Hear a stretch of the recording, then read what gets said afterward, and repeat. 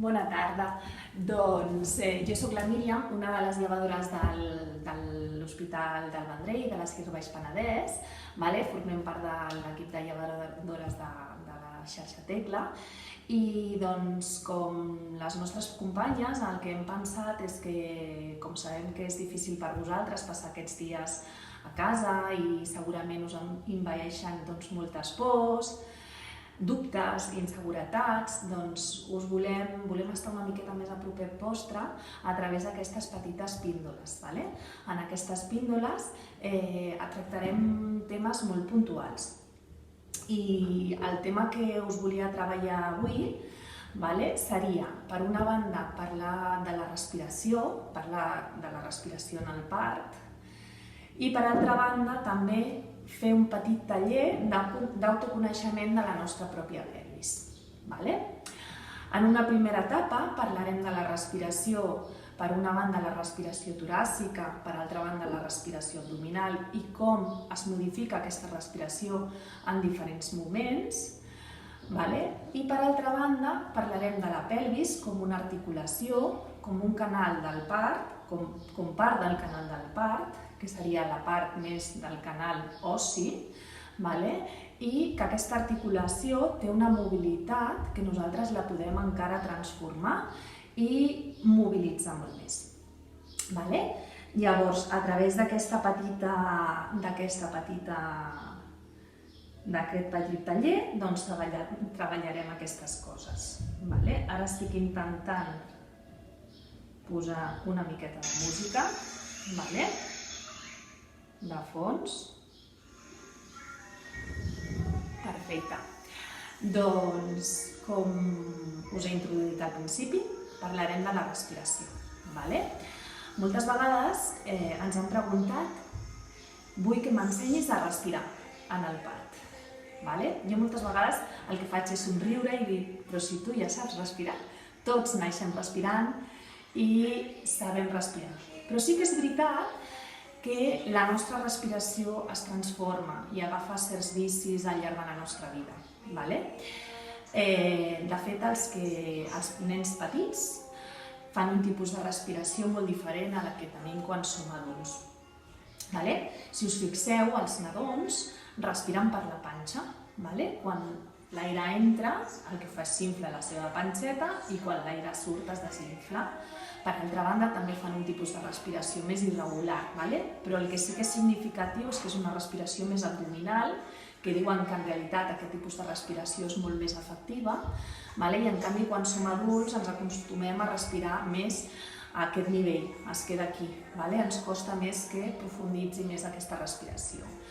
Amb les tècniques de ioga, moltes vegades amb meditacions, relaxacions, és una de les coses que primer ens ensenyen, que és a ser conscients de la nostra respiració. No respirar, sinó ser conscients d'aquesta respiració. I moltes vegades, prenent aquesta consciència, això ja moltes vegades ens ajuda a relaxar-nos. I és aquest un dels objectius d'aquesta sessió. Per una banda us demanaré que poseu una mà aquí al pit i una altra mà aquí a la panxa. I iniciarem una respiració lenta, profunda. Agafarem l'aire pel nas i el traurem per la boca.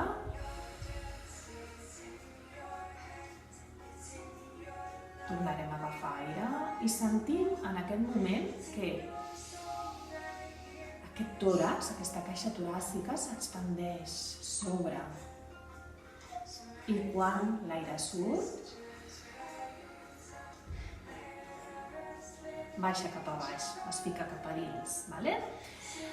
Per altra banda, si fiquem les mans aquí a les dues parts de la caixa toràcica, hem d'intentar fer com un moviment de resistència, per sentir i ser més conscients com aquestes costelles s'eleven i s'eixamplen amb la inspiració. I quan surt l'aire,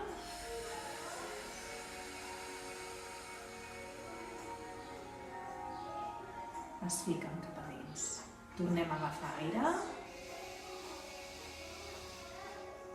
Aquestes costelles s'eixamplen traiem aire i es fiquen cap a dins. Per altra banda, ficarem uns ditets aquí, en aquesta zona per la clavícula, vale? I sentirem, ficarem uns ditets i quan inspirem, veiem com s'activen uns músculs.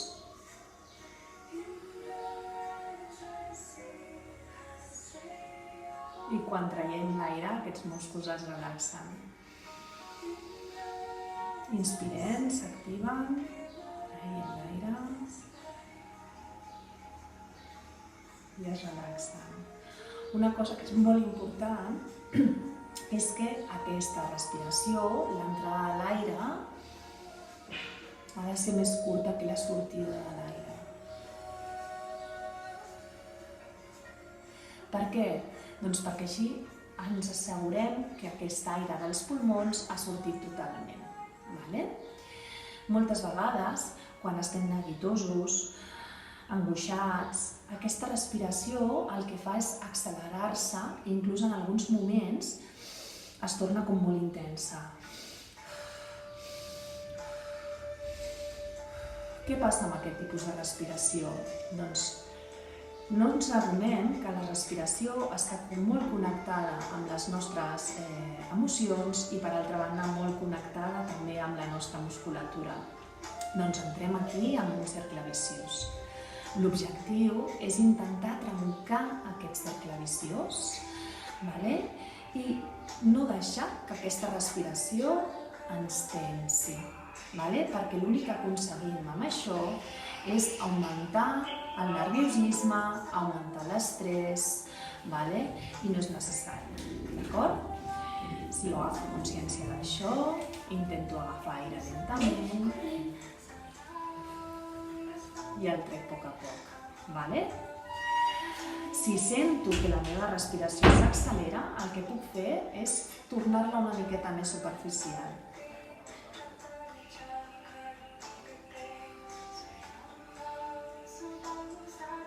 Moltes vegades amb el dolor pot ser que necessiti respirar més freqüentment, i no puc bloquejar aquesta respiració, és un dels objectius. Si jo bloquejo la respiració, la meva musculatura es tensa i no podem permetre això. He de seguir respirant, aquest és l'objectiu. Intentar seguir respirant, però potser intentaré que sigui més superficial.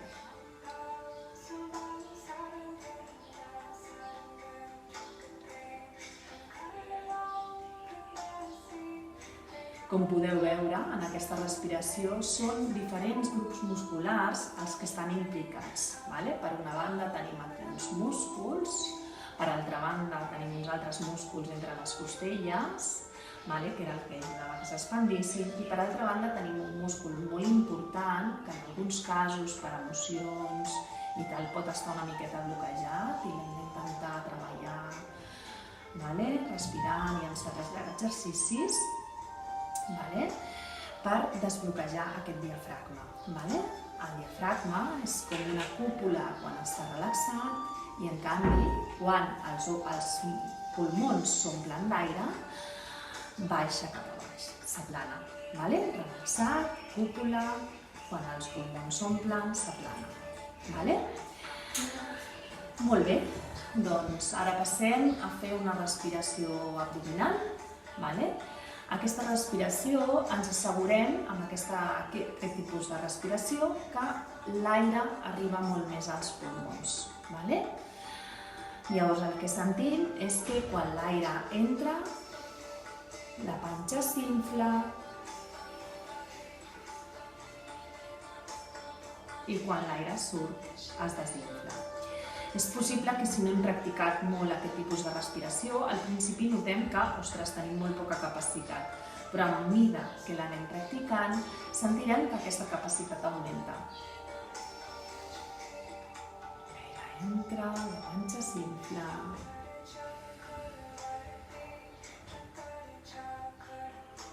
Surt i es desinfla. En l'aspiració, en aquesta sortida d'aire, quan treballem la respiració abdominal, hi ha un múscul que s'activa que després també estarà molt implicat en el part. És el múscul transvers inferior. M'aixeco perquè poseu els dits aquí, aquí notem com un os, doncs just aquí, al costat de l'os, i respirem novament amb la panxa. La panxa s'infla i després traiem l'aire. La panxa es desinfla. Doncs toqueu, traieu l'aire totalment. Podeu sentir com hi ha una activació d'aquest múscul transvers, que es contrau. Això fa com una faixa abdominal, que és molt important. Aquest múscul transvers s'activa en el moment del part i també en altres actes involuntaris, com pot ser, per exemple, el reflex del vòmit, o en altres moments, o en els pujos involuntaris. En canvi, els que no ens interessen treballar molt serien els músculs rectes abdominals, que és aquesta tauleta de xocolata quan la gent té precisament una embarassada.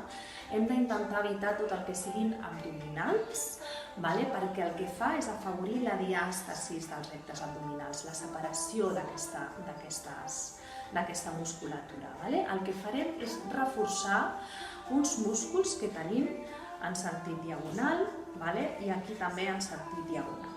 Són els músculs intercostals i aquests, d'acord? I aquesta faixa que hem dit. Com ho farem? Doncs fent moviments circulars, per exemple. Jo ara estic com dibuixant com un buit, com un infinit. I després també tot el que siguin moviments, sentint com s'estira aquesta musculatura, que després els treballarem. Moviments, sentint com s'estira tota aquesta musculatura, o sobretot treballant molt els estiraments, d'acord?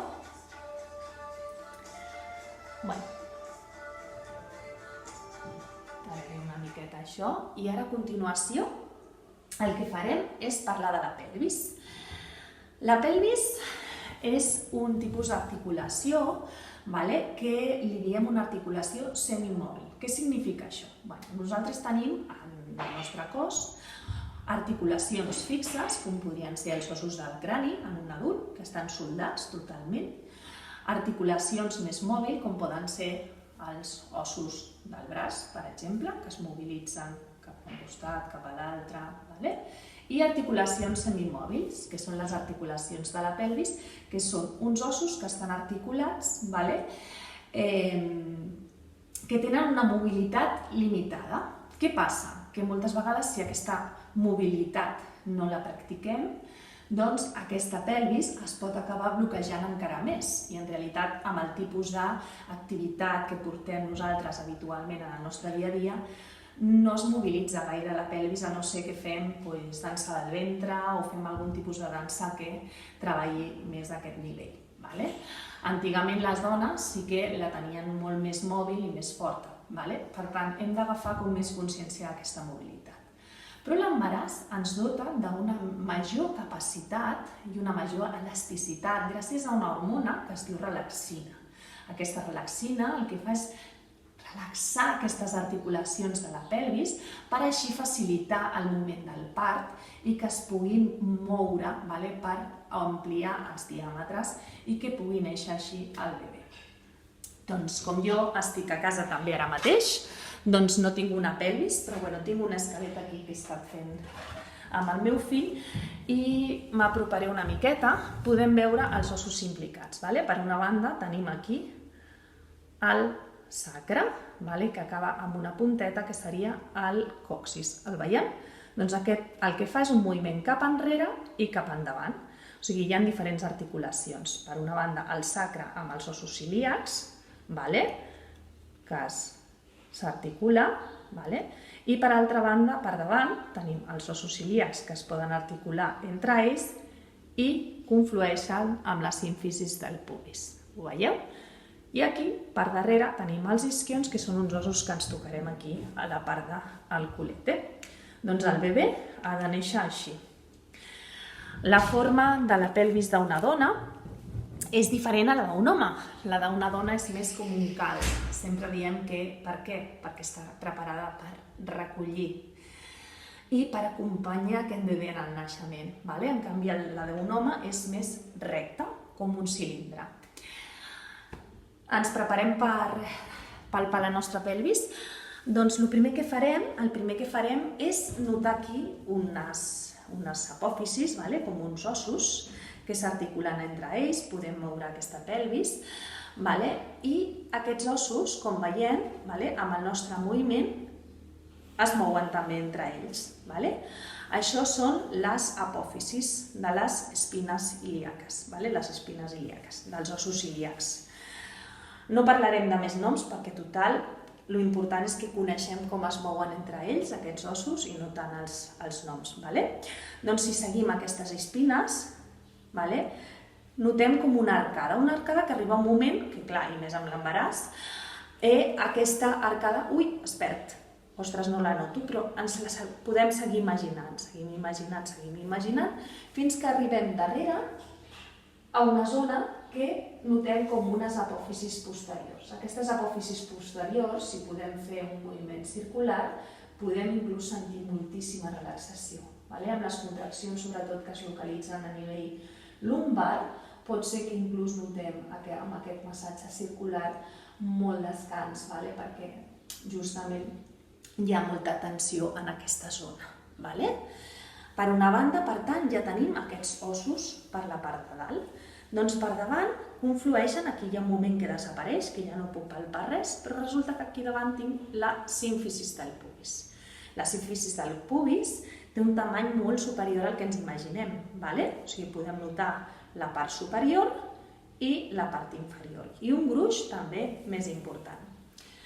I per altra banda, tenim la símfisis del pubis, clar, per altra banda podem notar el sacre, clar, no el podem notar, sí, si ens posem el culete una miqueta cap enrere, el que farem és notar una miqueta aquesta part final i el que no notem ja quasi és el còccix.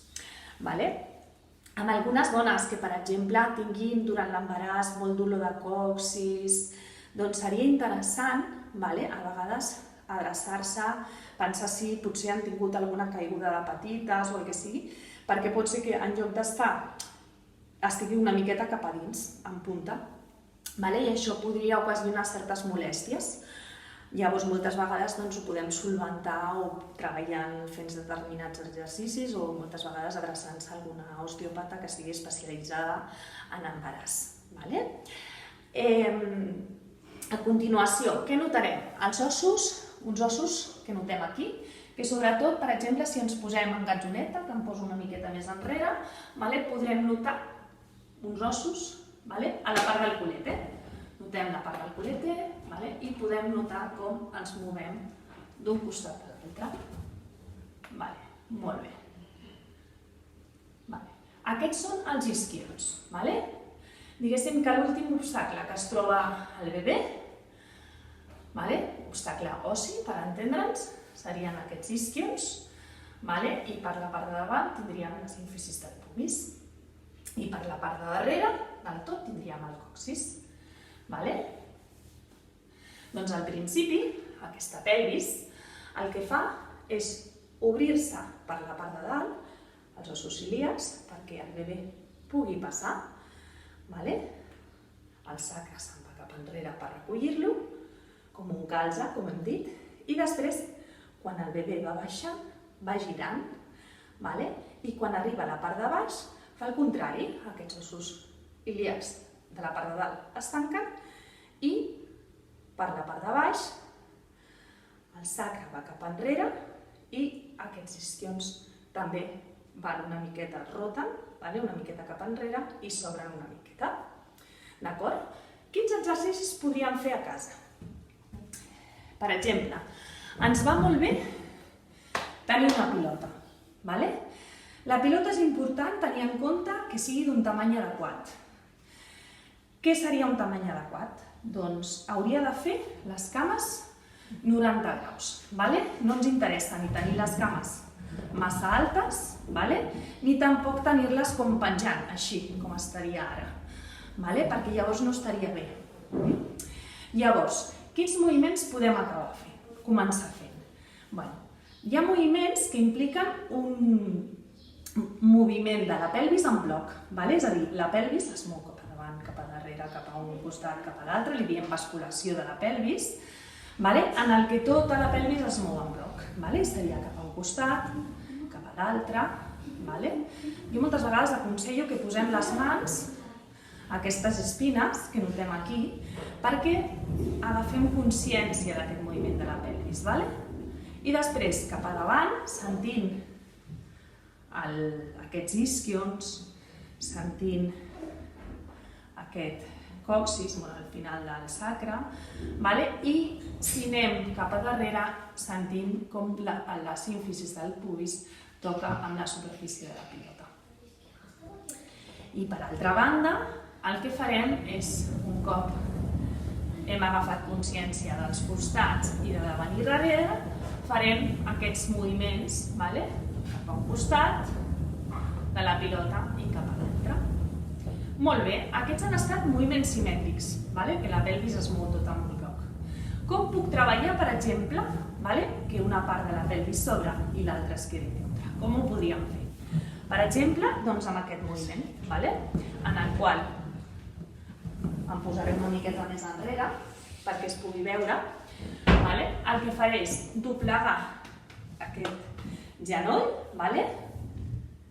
Cap a fora, i amb aquest estiraré una miqueta la cama dreta, la cama esquerra, vale?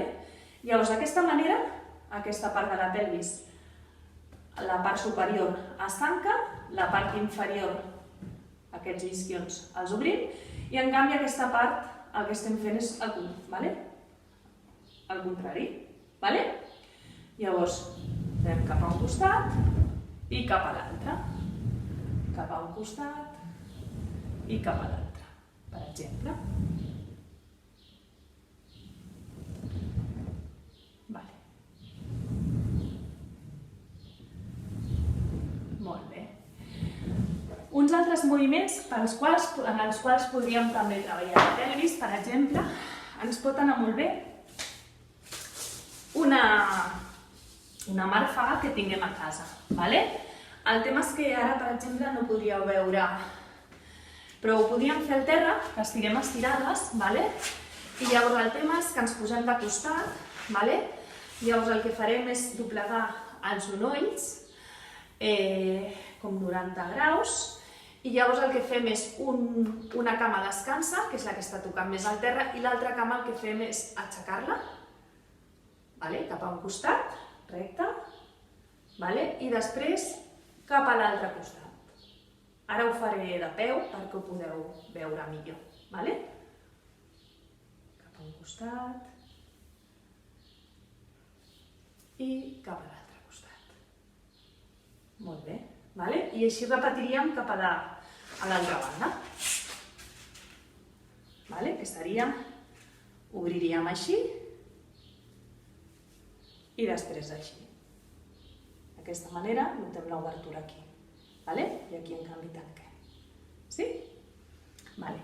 Què més podem fer? Doncs, per exemple, posicions com la de l'indi ens podrien anar bé, vale? Que seria amb les cames doblegades i creuades, també ens podrien anar bé, per sentir com aquesta pelvis s'obre per la part superior, vale?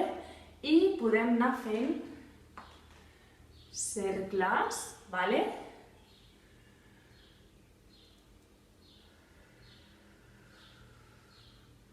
I fent certes respiracions, d'acord? La veritat és que també la pilota és molt útil per fer altres tipus d'exercicis, vale?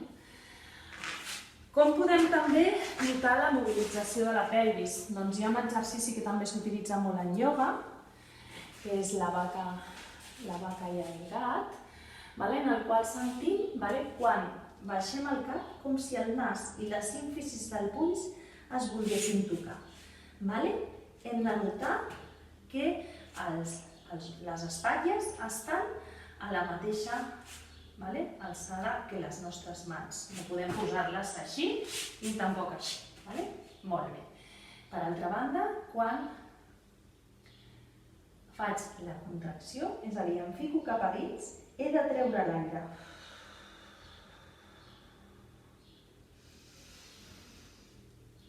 I quan surto és quan agafo l'aire, vale?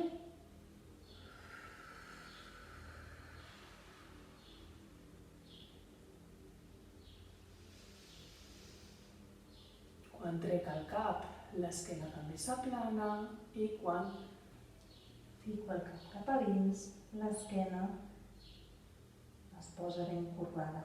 Vale? El tema, l'objectiu és que aquesta esquena es mogui de manera independent a la pelvis. Vale? És qüestió també d'anar practicant i d'agafar molta consciència d'aquesta part del cos. Penseu que durant potser molts anys no hem estat conscients d'aquesta part que és tan important en el moment del part. Vale? Si la tenim flexible, també podem fer, per exemple, dansa del ventre, podem intentar ballar salsa a casa. Tots aquests tipus de danses i de balls augmentaran la flexibilitat d'aquesta pelvis. Vale? Bueno, doncs espero que us hagi agradat. En una altra sessió ja anirem introduint més exercicis, però tampoc volia fer massa extens aquesta petita sessió. Vale? Doncs fins molt aviat. Adéu.